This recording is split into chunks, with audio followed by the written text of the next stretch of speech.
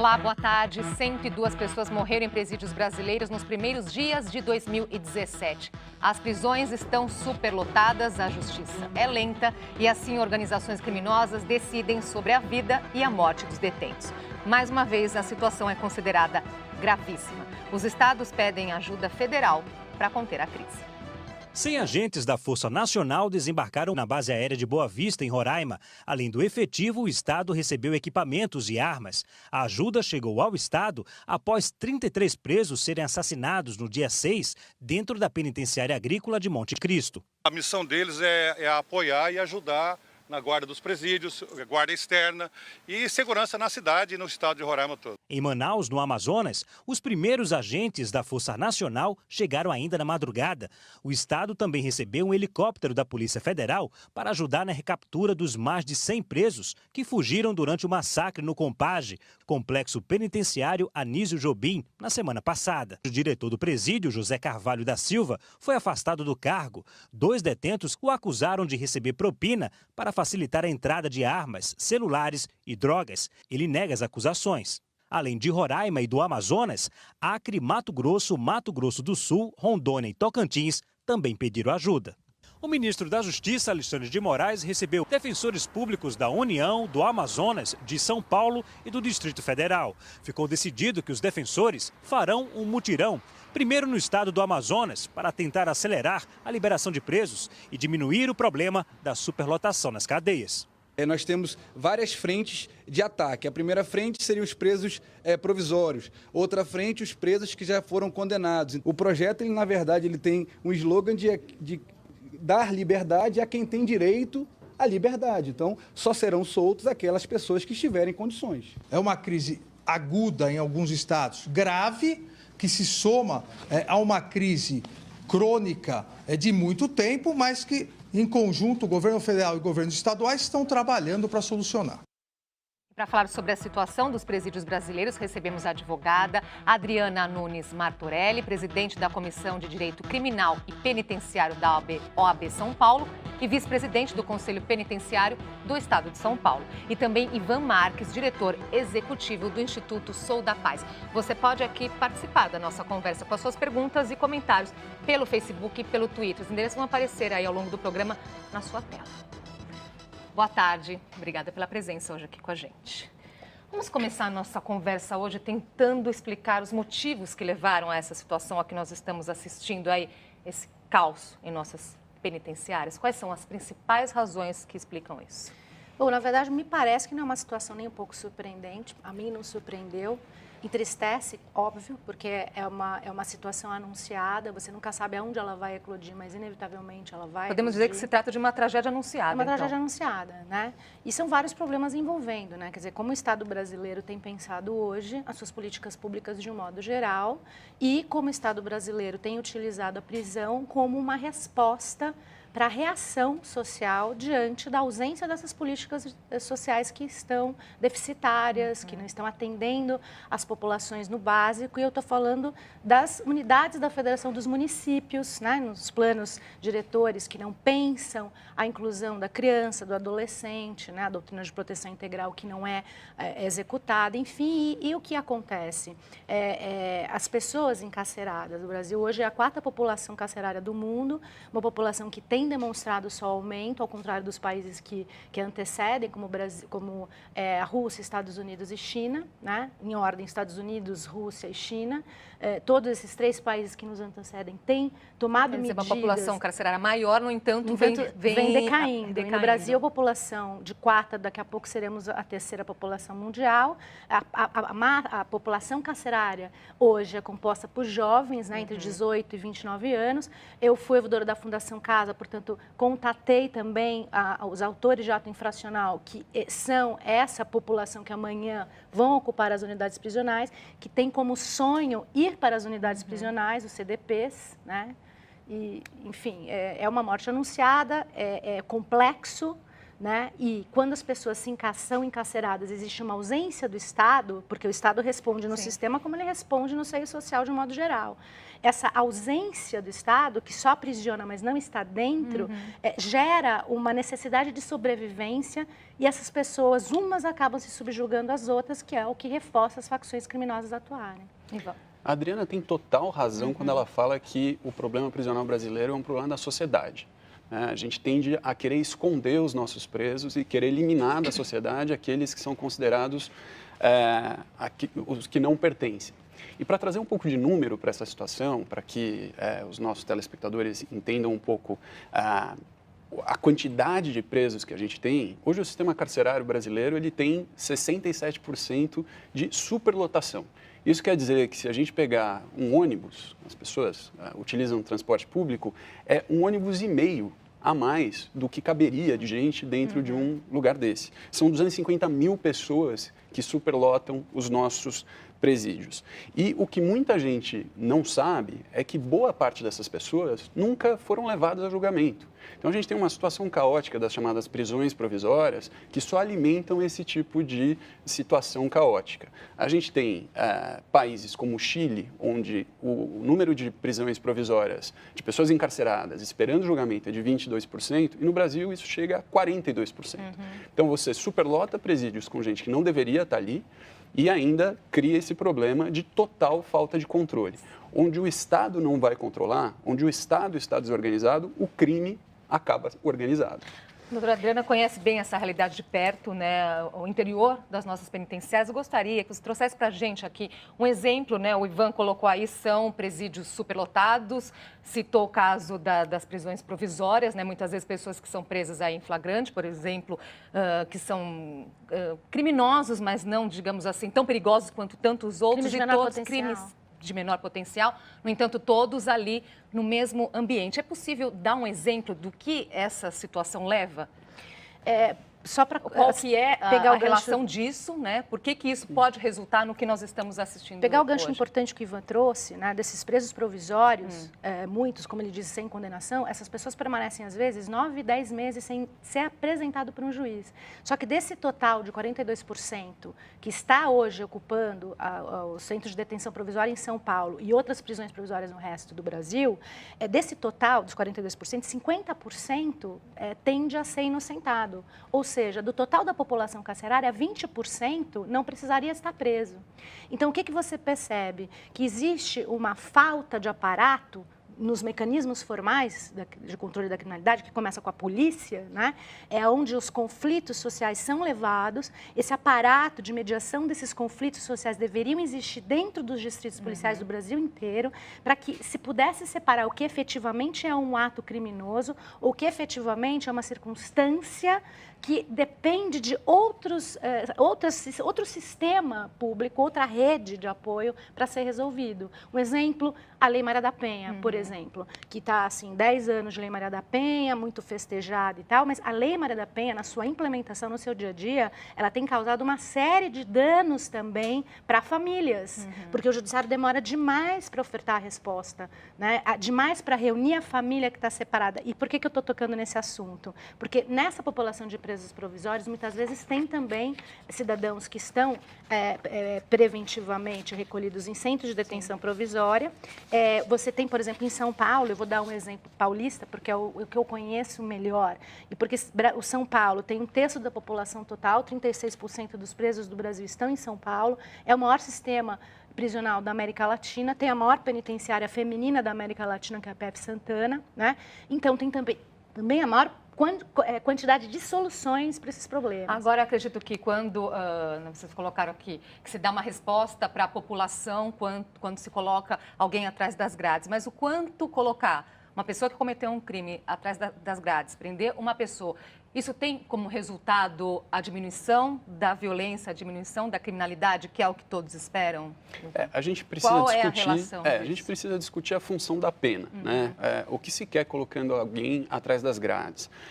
O direito penal brasileiro, ele pressupõe a ressocialização dessa pessoa e que depois de cumprida a pena, depois que ela pague aquilo que ela deve para a sociedade, ela voltaria ao convívio de todos nós. O que a gente vê é que Isso não acontece dentro do sistema penitenciário brasileiro. Como a Adriana colocou, a culpa não é só do sistema penitenciário. A gente tem uma cadeia do sistema de justiça criminal como um todo, que vai desde o momento em que a polícia atua, né, o judiciário julga e o sistema penitenciário executa essa pena, que são falhos. Em todos os momentos dessa cadeia, a gente tem falhas. E isso não pode ter como resultado essa ressocialização. Então, a gente está esperando resultados diferentes, fazendo aquilo que a gente já sabe, já tem diagnósticos que está errado. A outra questão que acaba aumentando a falta de poder ressocializante dessas condenações, dessas prisões, é a questão do encarceramento em massa, né? A gente tem essa cultura do encarceramento e acho que uma analogia bacana a ser colocada é nem toda doença é resolvida com o mesmo remédio. O mesmo modo você pode colocar para a questão de justiça criminal. Nem todo crime merece a pena de prisão. A gente não pode encarcerar para todos os crimes. E aí a gente sente falta de outras medidas que estão à disposição dos juízes, mas acabam não sendo utilizadas. Seja por falta de aparelhamento, né, do sistema de justiça criminal, como a questão das tornozeleiras eletrônicas, que há um tempo atrás estavam na moda e aí teve falta desses equipamentos, ou penas alternativas, restrição de direitos. Existem uma série de medidas que podem ser utilizadas para aferir pena a uma pessoa que cometeu um crime, que acaba sendo diferente da prisão. O que a gente vê, no entanto, é essa cultura de encarceramento em que coloca na mesma cela o criminoso de baixo potencial ofensivo, então aquele que fez um furto qualificado ou teve uma participação menor.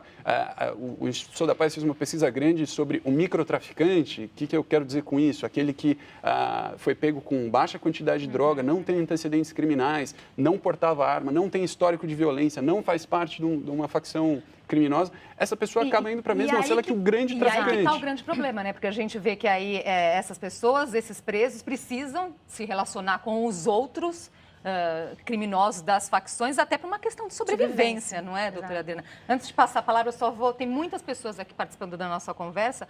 O Washington Silva, ele coloca aqui, um país que investe muito em presídios e não em educação, só vai ficar para trás, ele coloca, né? E o Rogério Gomes diz, não buscam resolver a raiz do problema, que é a corrupção também no sistema carcerário.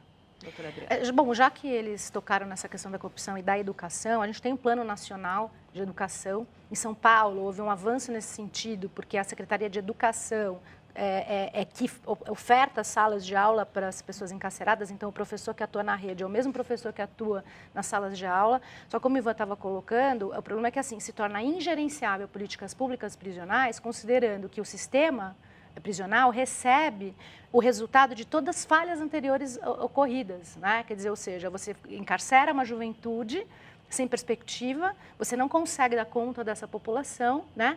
E o sistema tende à corrupção, como a gente viu agora no Amazonas, não é verdade? Tinha até tabela de preço para a entrada de armas. Quer dizer, a quantidade de armas que foi apreendida, que resultou nessas 56 mortes, isso é anunciado, isso é um massacre permitido pelo governo. Porque o governo delega, naquela situação, o governo delegou, por meio de um contrato de parceria público-privada, uma responsabilidade e uma legitimidade, que é o jus poniendi, que é o direito de punir, de perseguir e encarcerar, que é só do Estado. Não é? Então, assim, para mim, veja, ali foi um retrato claríssimo, né, do grau de corrupção e do impacto que a corrupção na gestão prisional, ela tem, porque, veja, a prisão, e aí o colega tem razão em dizer que, puxa, que pena um país que investe mais em prisão do que em educação.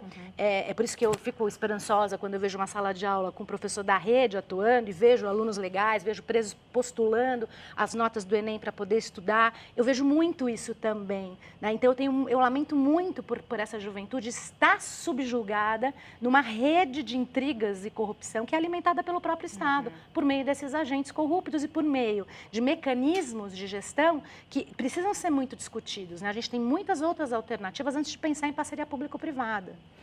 Eu acho que... Ainda puxando por essa questão, já privatização de presídios. A doutora Adriana citou a privatização dos presídios. Qual é a sua opinião? Existe... É um caminho, como defendem alguns todas as especialistas? medidas que possam melhorar a condição do sistema penitenciário brasileiro devem ser consideradas. A privatização em si já foi bastante criticada, é uma experiência conhecida nos Estados Unidos, na Inglaterra, com poucos sucessos. Acho que o grande chamariz dessa política pública era a questão de que o preso sairia mais barato para o Estado, sairia capacitado, ou a questão das prisões industriais, em que o preso trabalharia. Acho que existem uma série de questões éticas e jurídicas que não combinam com o direito brasileiro e as garantias que a nossa Constituição nos dá.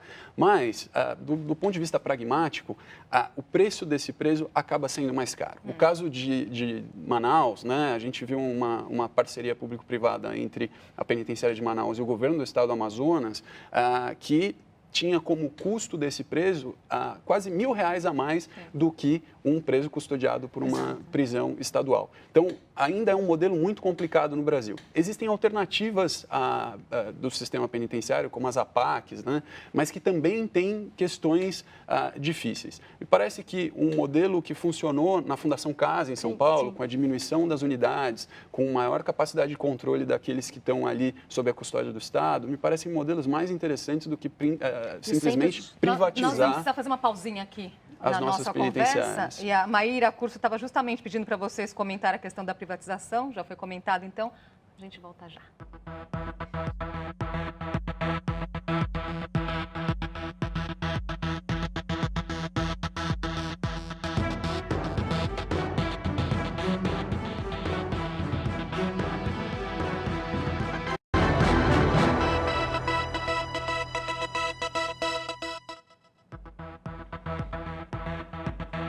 Já estamos de volta com o JC Debate. Hoje conversamos sobre a situação dos presídios brasileiros. Com a gente, a advogada Adriana Nunes Martorelli, presidente da Comissão de Direito Penitenciário da OAB São Paulo, e Ivan Marques, diretor executivo do Instituto Sou da Paz.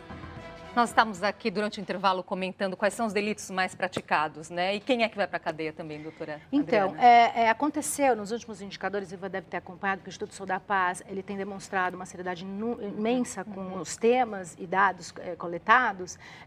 Pela primeira vez no ranking de avaliação dos tipos delitivos ocorridos no Brasil, o tráfico de drogas ilícitas ocupa o primeiríssimo lugar.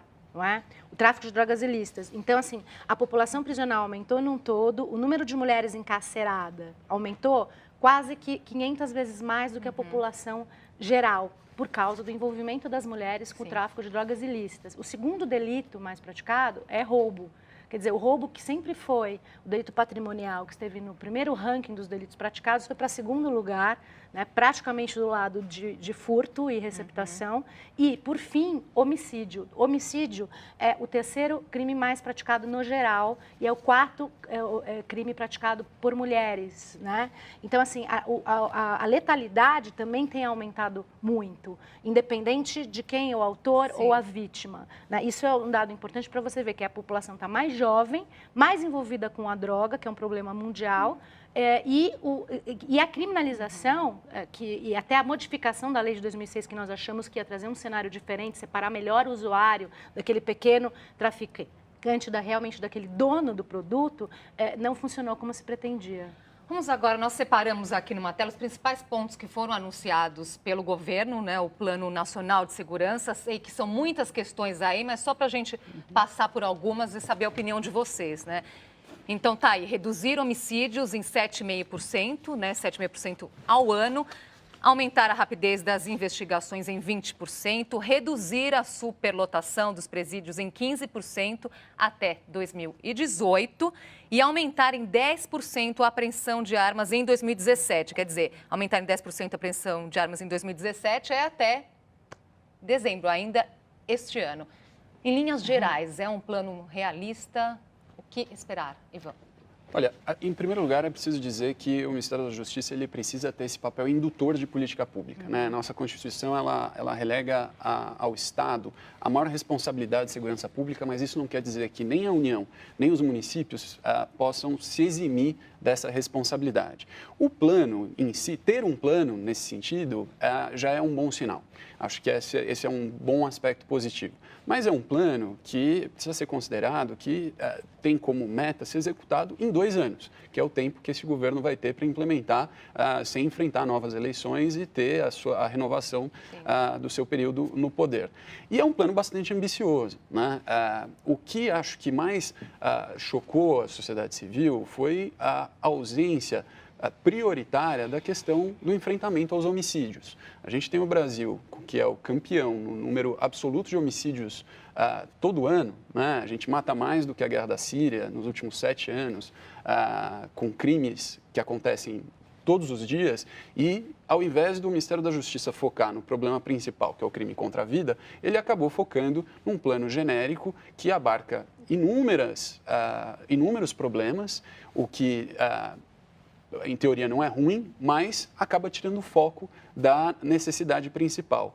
É um plano que, por outro lado, apresenta situações e soluções que não dependem exclusivamente do Ministério da Justiça. Sim. Vão depender da cooperação de outros órgãos, né, do Judiciário, dos Ministérios Públicos, das defensorias, como a matéria do jornal mostrou. Enfim, se o Ministério da Justiça tiver, de fato, essa capacidade de congregar essas pessoas em torno desse plano, acho que vai ter um grande mérito. Caso contrário, vai ser mais um plano apresentado por outro ministro, sem aproveitar planos anteriores. Pois é, exatamente, essa questão. Mais um plano apresentado pelo governo. Quantos já não tivemos, né, doutora Adriana? Você apresenta alguma coisa de diferente?